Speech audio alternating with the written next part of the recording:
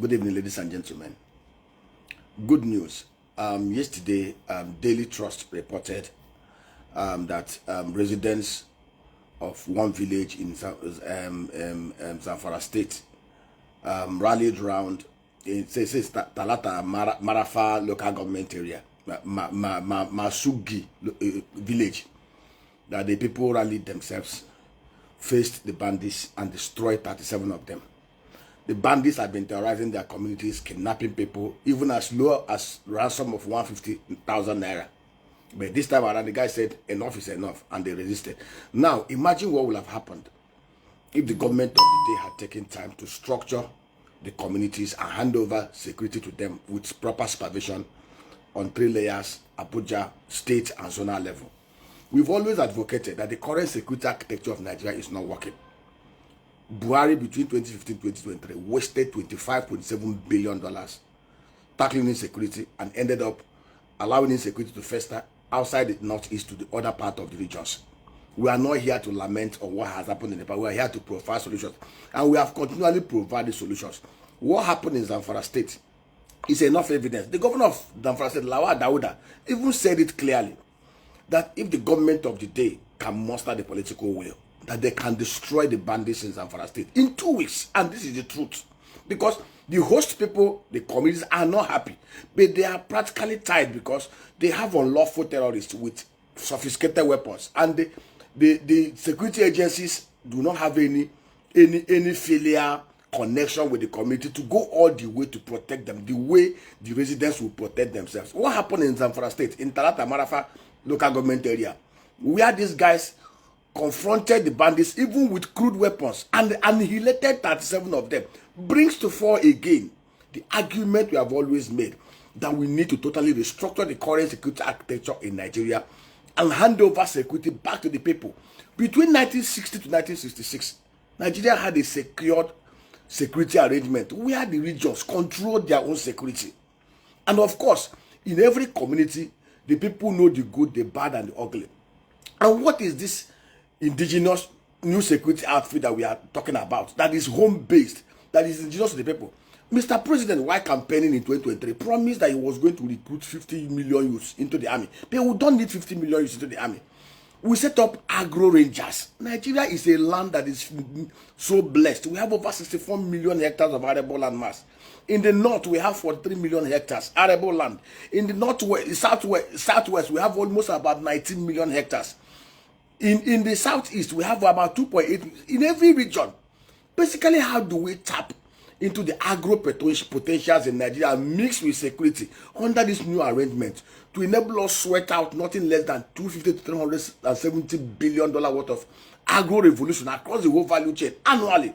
What do? We don't need 50 million youths.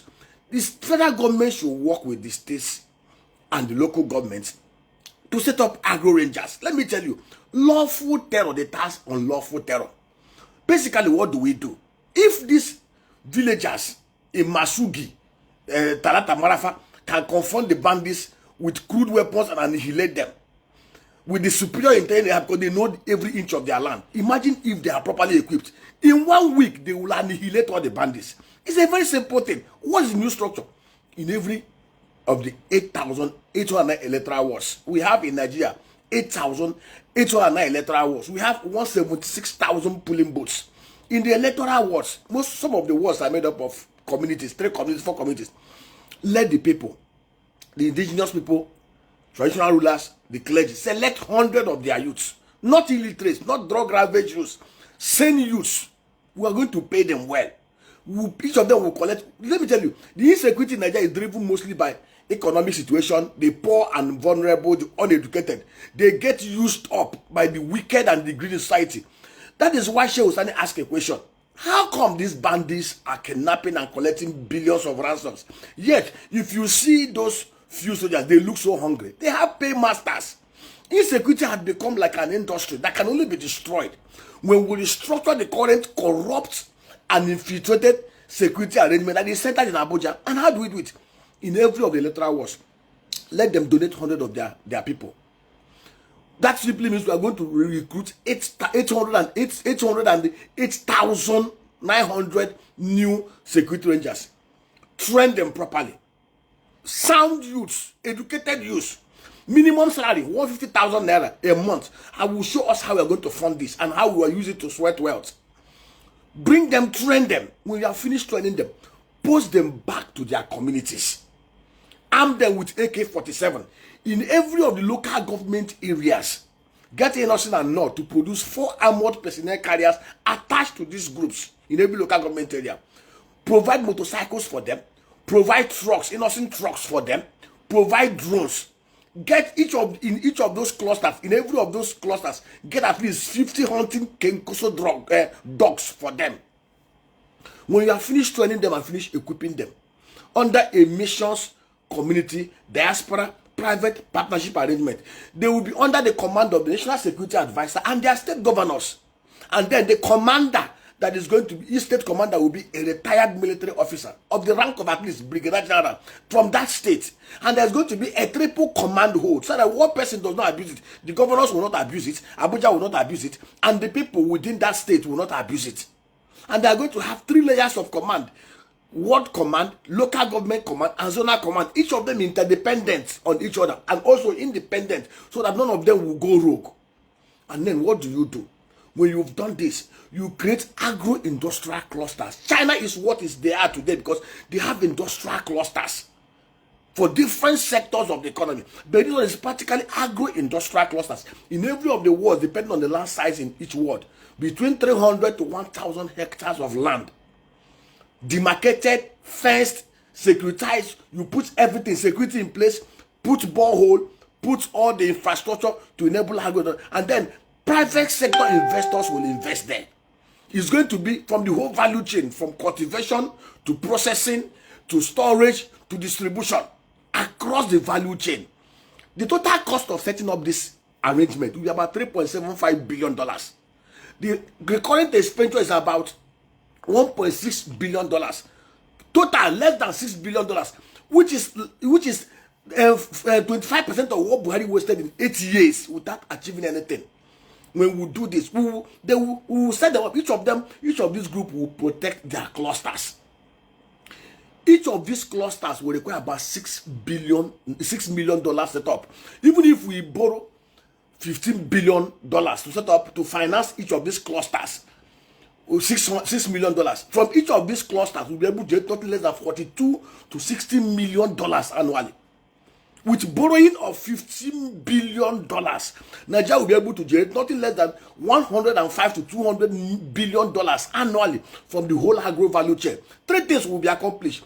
We will have food self-sufficiency, domestic food self-sufficiency. We will have access to exports. We will earn nothing less than $250 to $300 billion annually. And number 3, these rangers will protect their communities and they will destroy the bandits. Imagine we are in a place like Zamfara with 13 local government areas.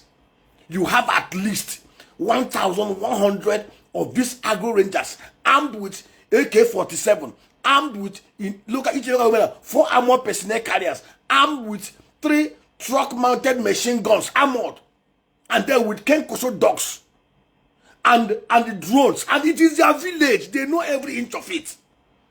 And they are being paid well. 150,000 naira a month as salaries. And we're going to fund it not with fiscal revenue. We're going to set up a special security trust fund. 3% of revenues from each agro clusters will be used as seeded as part of cohesion annually.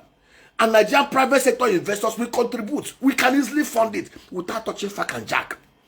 A secured nation is a prosperous nation. The First Republic was so prosperous because you could drive from Lugbe in Port Harcourt to Pambegwa in Kaduna State without anybody molesting you. No fear of kidnap. You can travel any time of the day.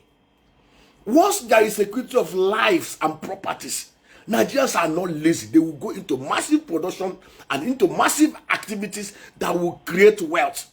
And once we create so much wealth, income level will go up. Imagine if we have an economy that generates $300 to $500 billion annually. In 4 years, we'll have a GDP of nothing less than $1 trillion. But we must secure this land. Congratulations to the villagers in Zamfara State. They've shown they can do it. And federal government has said, enough of this politics. The Zamfara State governor is correct. When you hand over security, just look at Imo State every Monday. Some mad people will be doing sit at home because they have AK-47. Imagine in Okiko local government area where I come from, you have 1,100 youths from the 11 wards armed with AK-47, paid very, very well, and they have agro clusters they are managing that can give them so much money, where each of them can make as much as 2 million every year as salaries and allowances. Tell me the man that will do sit at home and keep people at home on Monday, or create men, or be kidnapping people. First of all, they will go through the bushes and wipe away all the criminals, both external and internal.